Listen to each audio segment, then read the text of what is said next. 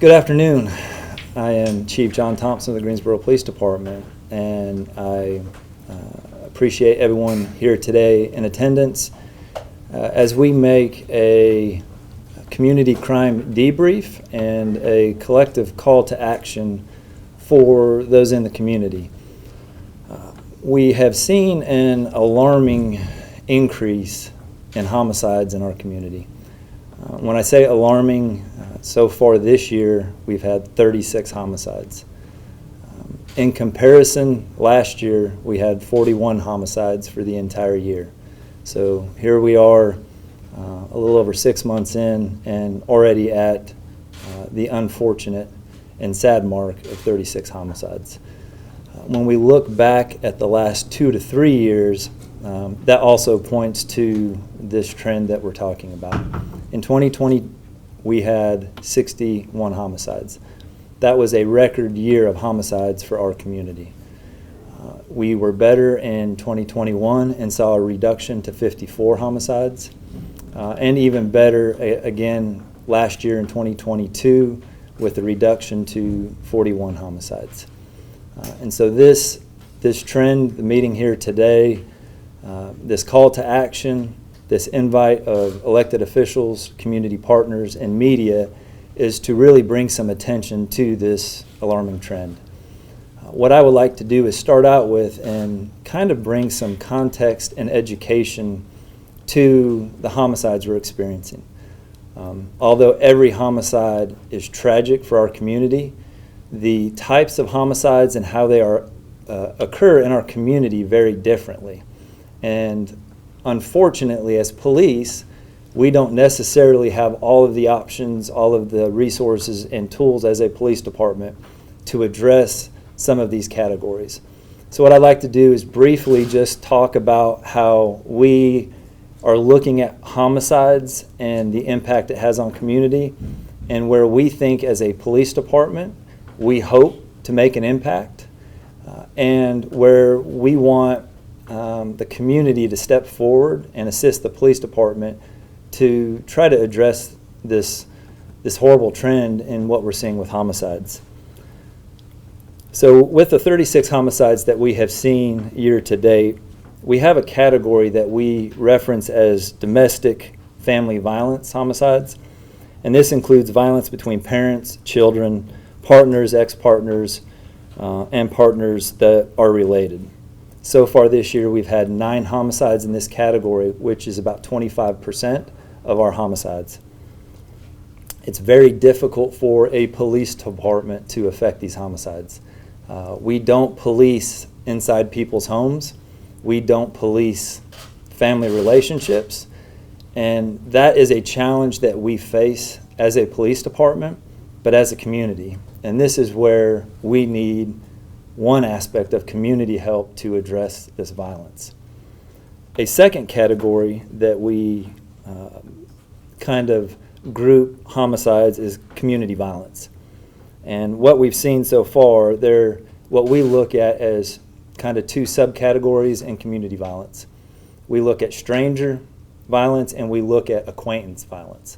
So stranger violence is that true individual who had no involvement in interaction with either a suspect, offender, victim, and is a victim that really had no relation to the incident that occurred. Acquaintance violence is where there is some type of relationship, not a domestic family relationship, but they may have been friends. It may be related to gang activity. It could be drug activity. It could be in relation to an individual that is committing a crime that they know or were involved with. And this really is the area we hope to impact the most at the police department by some actions that we're going to take and we'll outline later in the press conference. So when we look at the numbers in that category, actually those 2 categories, we have 4 homicides that we have categorized as stranger homicides. And we have 14 that are related to acquaintance. And that's really where we want to make the biggest impact, because we know that those homicides occurred because of gang activity, because of drug activity, because of other oftentimes criminal activity that those acquaintances either know each other or are involved with. And so that's one of the most significant areas that we want to try to impact. We have a third category, which is an unknown or other. And when a homicide occurs, a lot of times we don't have enough information that we can categorize one way or the other. But we will continue to obviously work those cases, and when we can make a determination, that can continue to help us to know, are we seeing a trend in family violence? Is this a trend in acquaintance violence? But there is a category where we just don't have enough information to know where it would necessarily fall or how we would impact that. It's important to understand this context because the approach to addressing these crimes are very different. As I had said, I can't shift resources that will ultimately help in probably preventing a domestic violence homicide. We're not in the homes, policing in people's homes, addressing that behavior, and those pose very significant challenges. As a police department, we cannot solve the epidemic of violence alone. As a community, you cannot solve the epidemic of violent crime alone. The only way this works is if the police department and the community partner together to address violent crime in our communities. Now I would like to turn the time over to some individuals that we have invited here today because this is a police community partnership, and we wanted the community to hear from individuals that are elected officials for our community, members of partnerships with the police department, as well as a member of our local clergy, and let them share with you for a few moments about how violence, violent crime, and homicides impact them and their communities. So first I will call to the podium Councilwoman Dr. Goldie Wells.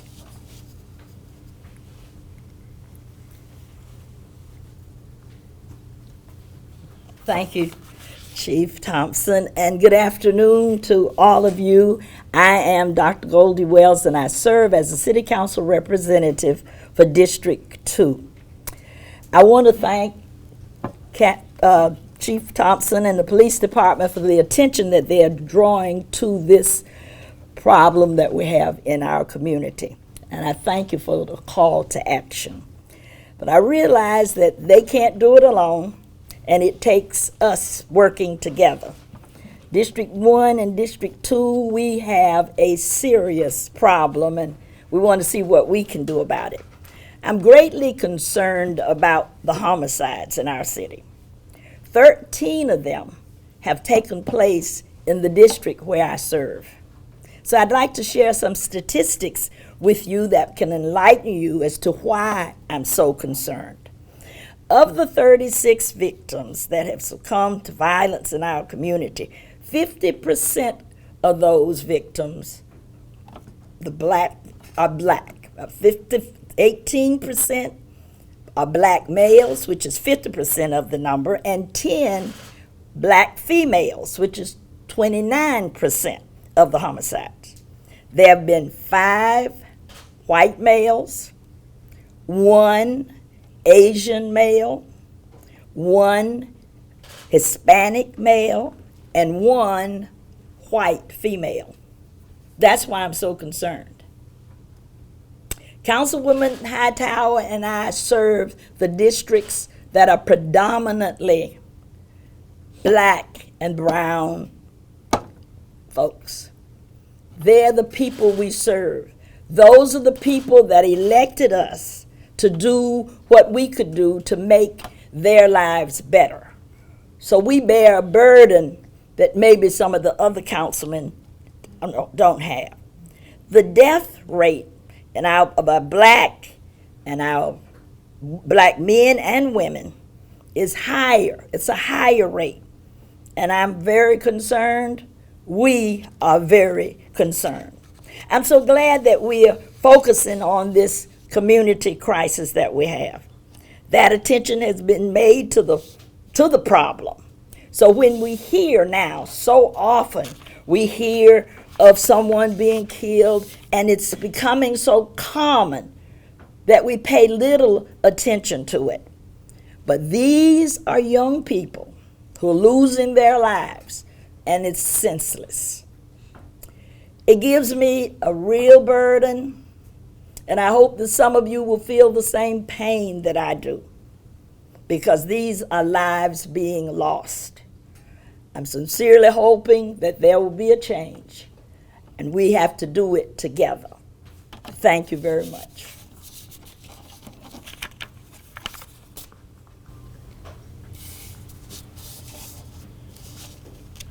Thank you, Dr. Wells. I'd now like to call Councilwoman Sharon Hightower to the podium for her remarks.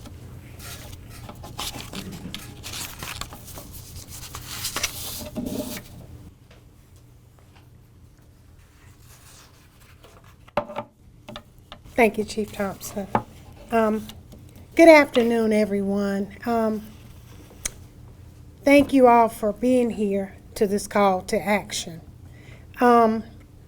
It's troubling that we have to have this call to action because of the violence that has been occurring in our city. But in particular, I represent District 1. Sharon Hightower has been serving District 1 for the last 10 years, and I've seen violence start to uptick. I don't have a solution totally, but I know that it has to be us together. Police can't solve this problem alone. They are to protect and serve, but they are not to always be a preventer of violence. In District 1, out of the 36 homicides, there have been 13. 10, and I repeat this again, 10 are black males. That means somebody's family lineage stopped. They're not able to get married. They're not able to have children.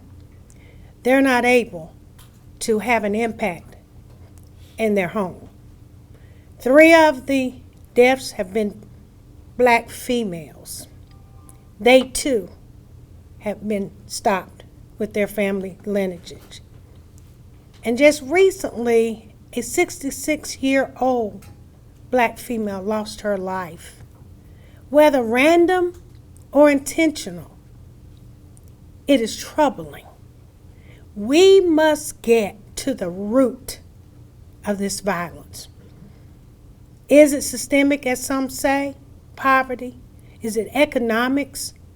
We need to address that. How do we help make people's lives better? To make them feel like they don't have to resort to violence as a solution. How do we teach people to respect one another? To respect the lives of each other, that I value you as you would want to value me. So I think we need to explore every single option out there to start to work on solving this problem. And we also have to face the reality that the majority, as Goldie was talking about earlier, are black people. We may not always want to talk about race, but in this instance, it's critical that we do address it so that we begin to focus on those areas where we've seen the most violence occur. Is it gang activity? And as I understand gang activity, they have a familial relationship. They look out for one another, okay? But maybe we need to dig down into how did they get in that gang? What was it? Was it their home life situation? Do their parents need a job, a well-paying job? You know, we bring jobs here every single month. But how many people are actually having access to those jobs? What are we doing to eradicate the barriers that prevent them from being able to change their lives. We have to address the socioeconomic issues that impact this community. As I drive through East Greensboro, we see the unstable housing. We see the people on the street. And so we know we have a problem. The whole city has a problem, but it seems to be focused solely on the east side of Greensboro. And that is where we're seeing the most deaths. So, Chief, we have to come together so that we can fight this issue to change the future. Okay? Our children, the 3-year-old that got shot the other day, I actually knew his family members. And while he didn't lose his life, he now has a trauma that is lifelong of being shot. And for what reason? Doesn't make sense. It is very senseless.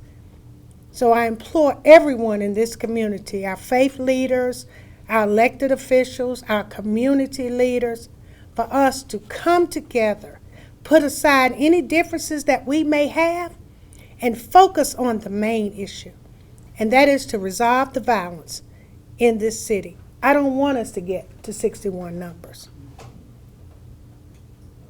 Okay? So I thank you for being here, because it's up to each of us to be a part of the solution to change the problem. Thank you. They're yours. Thank you.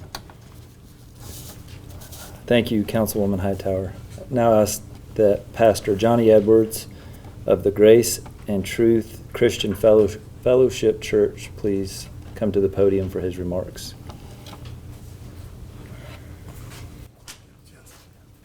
Yes, sir. Good evening, everyone. I'd like to thank Captain Austin for inviting me to come to be a part of this forum.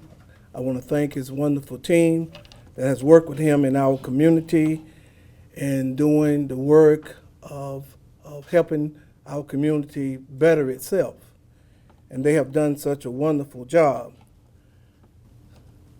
My heart was pricked when I was here listening to Council Goldie and Hightower speak, and the statistic that I've been hearing concerning all of the homicides that are going on.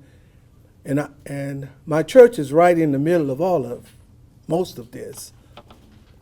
And it really, I've seen things firsthand myself. And it really affects. When Captain Austin asked me to speak how it affects our community and even our church, I told him I could do that.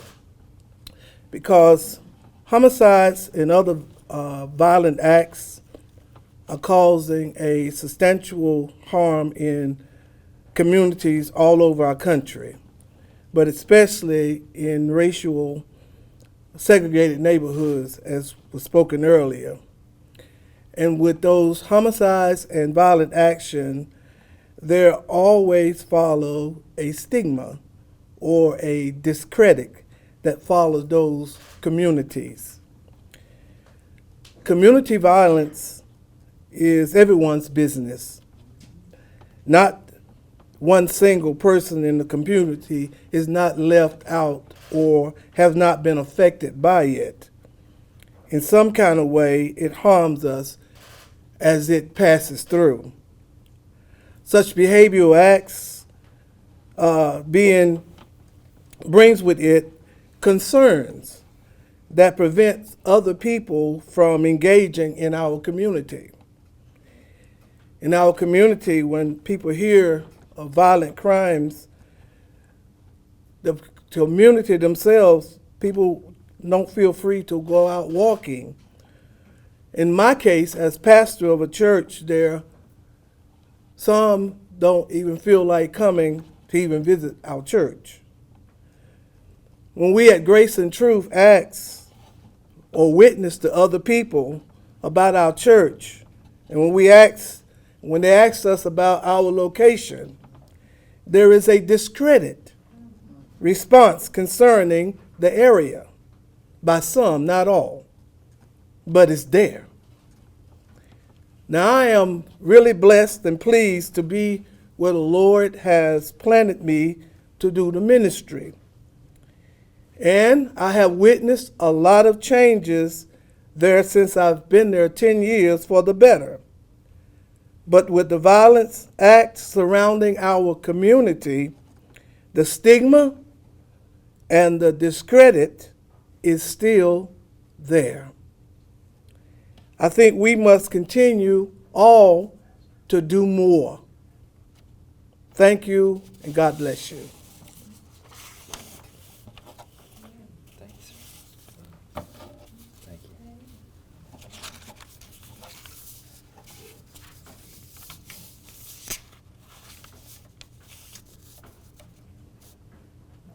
All right, and now, thank you, Pastor Edwards. I'd now like to call two of our community members, partners to the podium, Dr. Iris Spencer and Tanya Cuthbertson.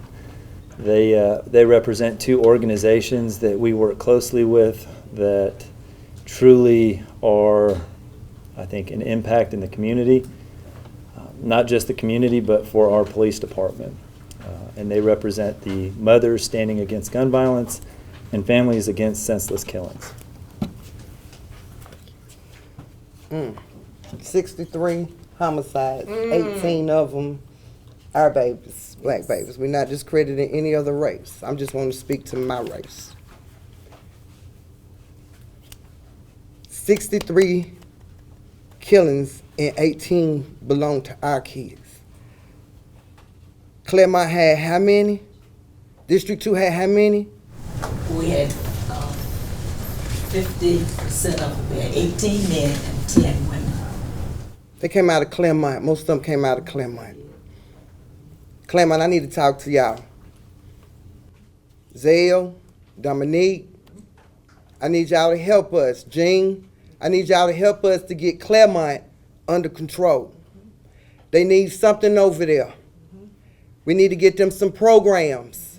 Trey Davis, you in the house, I need you to make sure that that money comes to them so they can do these programs for these children. Goldie, I need for you to be more active in your community because we need you to be there because your wisdom, we need that. We need that love, that compassion. Auntie Sharon, we need that from you too with your district. We're going to come out there with you. We're going to come out there. Everybody got to put those boots on. You don't just put them on sometime. We sleep in ours. We sleep in our boots. GPD cannot do this by themselves. Y'all know they outnumbered. They can't do it. Y'all see the heavy artillery on the streets by these kids. They using AK-47s going through houses. Those is hunting. Who the hell is they hunting? Not deer. They're not deer. But they hunting something dear to us. Our babies are getting gunned down. Some of y'all can't go to church in peace. Some of y'all can't go to the grocery store in peace. Because y'all know these little children gonna run up on you. Stop playing with them. They in a war. We either getting out there in the trenches to help them to get out of it. Something is wrong. Something is wrong. Children are broken. They're broken. We got to fix that.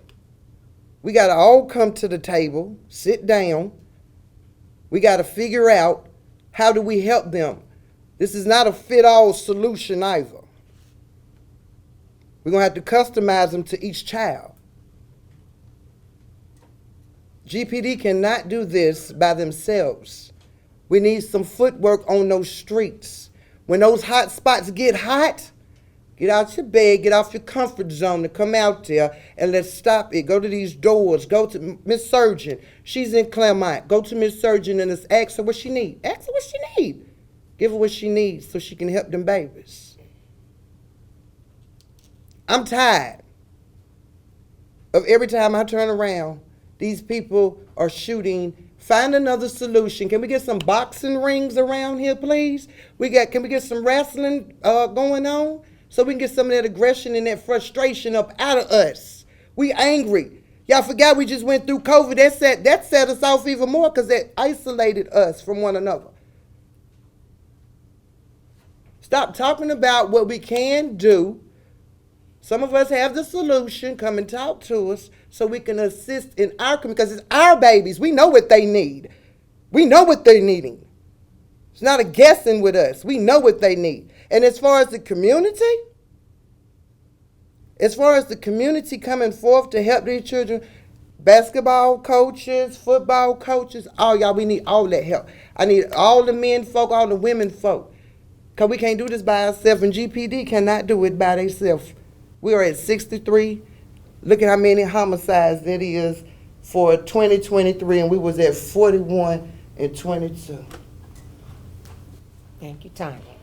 I'm Dr. Irish Spencer with FAST, Families Against Senseless Killings. I lost my baby, my son Trey, to a senseless killing. He was murdered, gunned down, breaking up a fight. This is near and dear to me. This is how I cope. I get out there in the streets, as Tanya says, with our boots on. I don't sugarcoat nothing with nobody because when you lose a child, the sugar is gone. If you've got a child at home or a grandchild, close your eyes and imagine someone coming to tell you, I'm sorry to inform you that your child is dead. So no politician, nobody can step to me stupid, and that's what I call it, until you hear my story. So this is what we do. And these are some of the solutions that we have. But nobody wants to come and talk to us. They want to talk at us. They want to walk with us. But nobody wants to come, have a summit, sit down, hear what we're doing that seems to be working. Until it gets to a crazy number. Goldie's right. My mom and dad live in her district. When my mother calls me because somebody is running through her yard being chased by the police, and she lives where it intersects with Kings Forest. We've been there since 1960s doing white flight. So I don't have anything good to say to anybody when my mother calls me. The police are having to react. We need proactive. They need help. And this is our suggestion is to get out of your comfort zone. I don't care what district you represent the people. Period. I do not care. If there's a district that's hotter than another district, then all y'all need to go in the city council. And I don't know where the county commissioners are because the last thing I heard, city of Greensboro was sitting inside of Guilford County. That's the last I heard. Now, if it's changed, let me know. Everybody need to be on board. And you know what else? It's not just Greensboro. We got a phone call from the people in Winston-Salem. We got a 56-year-old mother and a 21-year-old. They can't pay to bury them. We got calls today on that and over the weekend. Can y'all give some money? Can we raise some money? Can we figure out how we're gonna cremate them? Can we get them out the morgue? Those are the calls we get.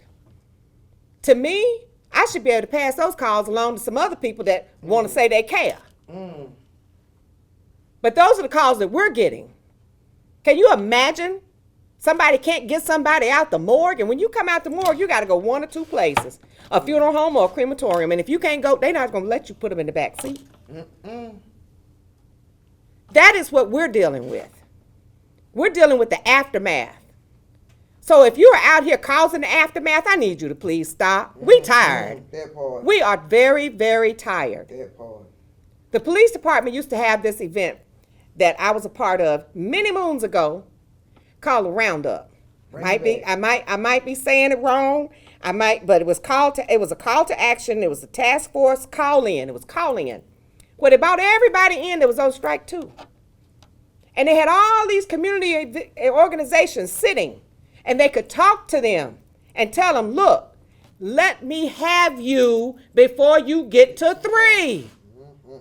I will show you how to get a job. I will help you. I will this, I will that. Some of the things that used to work that we're not doing no more for COVID reasons, for whatever reason, we need to bring them back quick, fast, and in a hurry. We need to stop having a meeting to have a meeting to have a meeting. That's what we got to stop doing. We got to stop saying, I'm the only one in this district. Everybody is involved now. Y'all shouldn't have to have this on both your backs. District 1 and District 2, how many people on council? Everybody need to be over there. You're not the only one that should be fighting a war by yourself. They don't. My husband is a United States Marine, fought in Vietnam. He didn't go over there by himself. And he was drafted. So my point is, we've got ideas. You had community hubs. It used to be community hubs in all the housing authorities.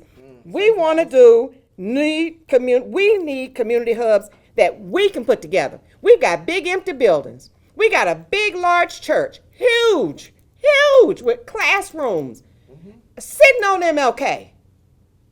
Because it need a roof, nobody can go in it.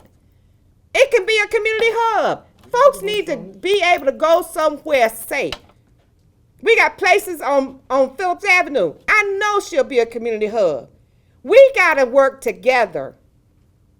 Folks got to have somewhere they can go that's safe and they can talk to somebody. Crime Stoppers is good. That's great. But we need to push Crime Stoppers, but we got to push our own. And if you are out here and you just feel like you got to commit some kind of violent act, please go into the military. Please. There are quite a few third world countries that can use you, drop you over there, and you can do what you need to do. But we are tired over here. I'm tired. Some people can't tell the difference between fireworks and gunfire. When you want to have a fun fall festival downtown, see, I don't mind stepping on toes, because toes need to be stepped on. Don't squanch everybody up in a 2 or 3 block area. What happened to the area when it used to be all the way downtown? Where's that council person at? Where are they at? Because downtown they had a big old fight in the water park. Where they at? It's not just you two having this problem. Where they at? No. That's where I have a problem. And Chief, thank you for breaking it down to us regarding domestic family violence. I did not know that. Community is broken into 3 with the stranger, acquaintance, and other. Those are things that help us. They help us because we didn't know that. And we have got to get together, sit down, and have some type of a summit or retreat so you all don't have to hear this from us when there's a press conference. We need to sit down, break bread, and put this thing together. Then I do not understand why we don't have all 3 mayors. All 3, because we get calls from all 3 cities. We get a call from Greensboro, High Point, Winston-Salem. And I thank Greensboro for being proactive. Chief, thank you very much. But we get a call from all 3. Where are the 3 mayors? Why haven't they called a meeting? When you are in war, you got to sit down and you got to strategize. One gonna run from Greensboro. When you look at all 3, some of them are all related. They know each other, especially the one on Blackmore. They know each other. Can they just run to another area, please? We're tired. So if anybody listening and on the news or whatever, I'm going to do a call to action. The child and mama need some money. The families, the money goes to Woodard Funeral Home. On which street? The new 16th. On 16th Street. What's her name? Vicki Woodard? No. Tiffany Woodard. Tiffany Woodard Broadnax has stepped forward and decided to help us. But it ain't free, but your money can go to that funeral home, not to the family. We don't give money to the family. We give them to the funeral homes. We don't give money to organizations so they can walk around and act like they're curing something. We actually do stuff and got receipts. So if anybody out there wants to help, we telling you exactly where to go. And again, Chief, thank you so much, because sometimes people, they don't hear. They listen, but they don't hear. And I hope folks heard, and I hope if you're out there, what in the world can you eat shooting up a deer with an AK-47? And the gun laws, that's a whole nother subject. But anyway, thank you so very much. Thank you.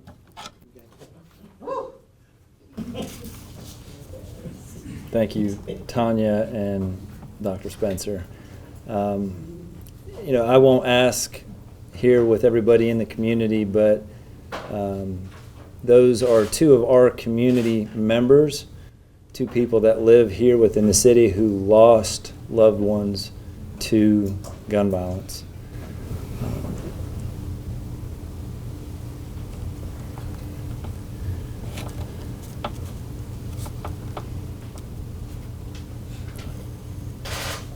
Chief Alston, Chief Morris, can you join me up here at the podium briefly? What I'd like to do is just take another minute to discuss what we have done over the past 6 months to better position us to try to address violent crime in our community. We will have Chief Alston talk about some of the operational changes we're making, and have Chief Martis talk about some of our current programs and initiatives that we have had, and we have seen some success that we just want to bring some light to those programs. So I was selected as chief in December, jumped right in. We had a few significant things that we needed to do, and my priorities as chief coming in were, one, to appropriately staff patrol so that when individuals called 911, they would have an appropriate response to those calls. Hopefully a timely response and appropriate. The second piece of, or second objective, was to address violent crime in our community. And we realigned some squads, some units, people in our organization to focus on violent crime in our community. And their focus has been the individuals doing the most harm in our community. Folks that we can identify, we know have been involved in violent crime and continue to be involved in violent crime. And those individuals that are priority offenders using guns to commit crime in our community. What we want to do, and I'll say this in general terms, is we are going to shift some resources. We're struggling with staffing, but violent crime is our priority. And we're going to shift some of our discretionary resources, although not many, but we need to put those officers in the communities and in the areas that we're seeing that crime. And I just want to talk about, we intend to do that so that we hope that these officers can respond quickly. We hope that these officers have opportunities to engage.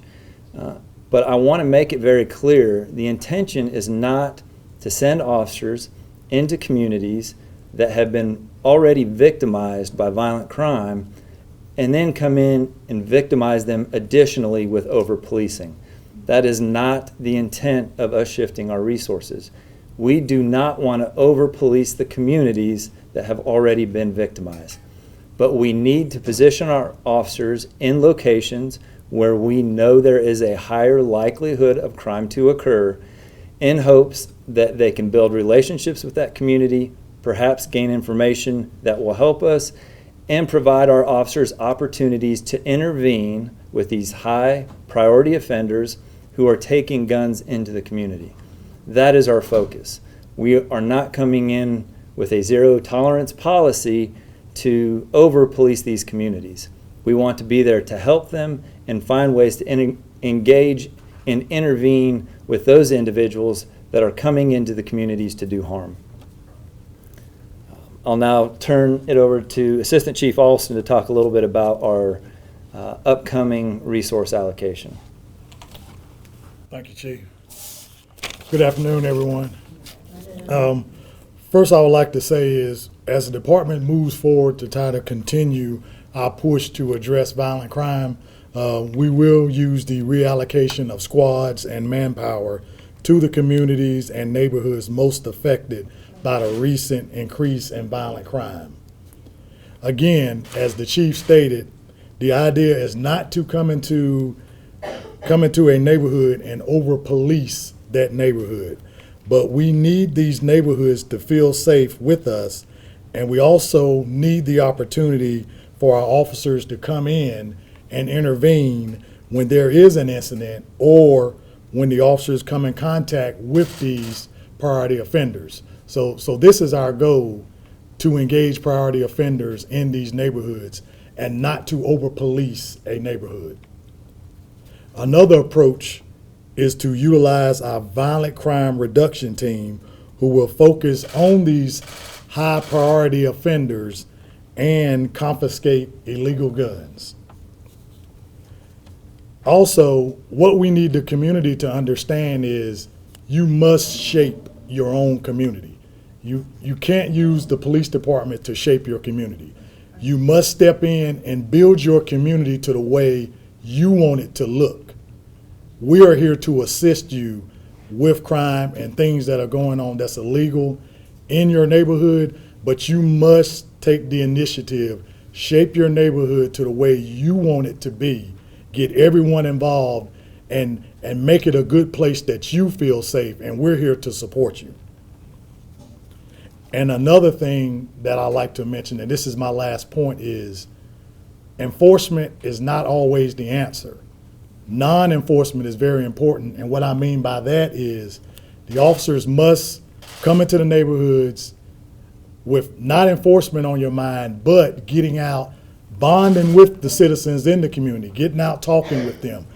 It is very easy when people in the community are comfortable with you, they know you, so that way when something bad happens, they'll migrate to you. Like, I know that officer, so I'm comfortable with talking to him. So that's the biggest thing that we must do, is go into the community with not enforcement on our mind, but also non-enforcement, with talking with individuals and building that bridge and building that bond that is so important to getting to know the community. Thank you. Next, I would like to introduce Assistant Chief Stephanie Martis. Thanks, Chief Austin. Good afternoon, everyone. Good afternoon. As Assistant Chief Austin referenced the operational shifts we plan to implement to address the rise in violent crime, I'd like to take just a little time to highlight our community partnerships and our programs. The two community partnerships that really stand out the most, as you've seen today, are the Mothers Standing Against Gun Violence and the Families Against Senseless Killings.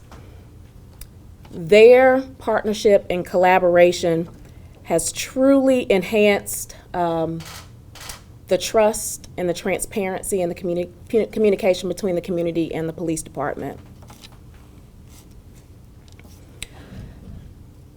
They continue to be the voice of the community to express the concerns that they have and convey the sheer terror that some of the communities feel when violent acts occur. So along with Mothers Standing Against Gun Violence and Families Against Senseless Killings, we collaborate with the Office of Community Safety and the Violence Interrupters, and we also have grant-funded initiatives. We were recently awarded a $3 million grant over the span of 3 years with community-based violence intervention and the prevention initiative. So through these collaborations, our agencies will continue to address these problems of the growing concerns. Mothers Standing Against Gun Violence and Families Against Senseless Killings, they have a consistent track record with us. They stand in the gap of the people who feel the most understood, the most unseen, and the most unheard.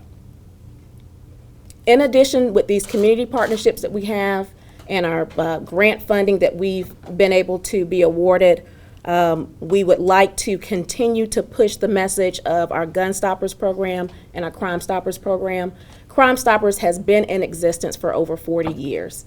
And throughout that time frame, we have awarded countless amounts of money with the credible tips that we have received, and we've closed countless cases through the Crime Stoppers program. So I know in the community there is some apprehension about remaining anonymous, but within that 40-year history, we have never disclosed the identity of a community member calling in to provide tips.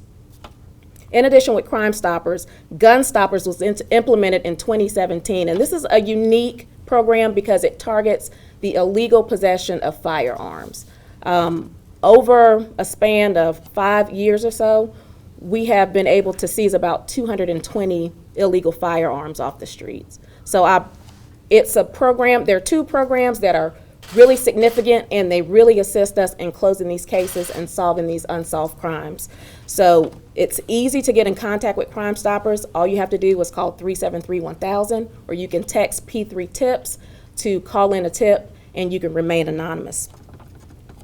Now, with the Crime Stoppers program, we do have a city council member who is on the board of directors, and it's Councilwoman Mary Kay Abuzawader, and she is really a great partner with the police department and the Gun Stoppers program, and she's a great advocate to have when we want to face violent crime. I'd like to turn it over to Chief Thompson for closing remarks and thanks. So,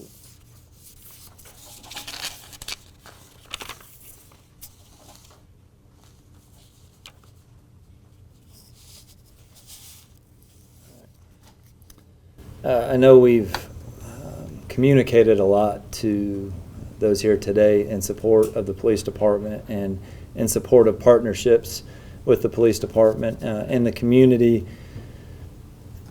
And we hope that the message is not lost. And that message truly is that the community cannot solve violence and violent crime and homicides alone. The police department cannot solve violence, violent crimes, and homicides alone.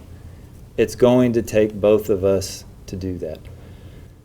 I would like to take the opportunity. We've heard from a few individuals that spoke today, but we have a number of other partners, community leaders, and leadership here with us today. And although every one of them would have jumped at the opportunity to stand in front of you today and share their thoughts and their support of this, as I call them out, if they could just join us up here and stand as I provide my closing thoughts. So we have the City Manager Taiwo Jayoba. We have Assistant City Manager Trey Davis. We have Councilman Hugh Holston. Councilwoman Mary Kay Abuzader. We have, as Assistant Chief Martis had mentioned, the grant for community violence intervention and prevention. We have a group that works with them in the community connectors. If you could please come forward. We have Mary Nero, who is our victim advocate attached to our homicide unit. We have Letitia McNeil, who is the manager of our Office of Community Safety. And I will just say, although this is a newer office for the city, when we talk about historical trends of violence in our community, I truly believe that this office and the programs that will come forward out of this office will make a significant change in the city of Greensboro and in communities as it relates to addressing some of those root causes of crime that we see. We have Deputy Chief Renee Sigmund and Assistant Chief Doug Tabler. And we have Captain over our recently implemented violent crime reduction teams, who quietly has behind the scenes, you don't see the stories or hear the significance of what they're doing. They're taking firearms off the street almost daily, focused on those priority offenders that are causing the most harm in our communities. So the intent today is to bring to the attention to the community a better understanding around violent crime and its impact on our community. The context around violent crime and actions we are taking as a police department, and a plea to the community to please not accept this violence and partner with us to change it.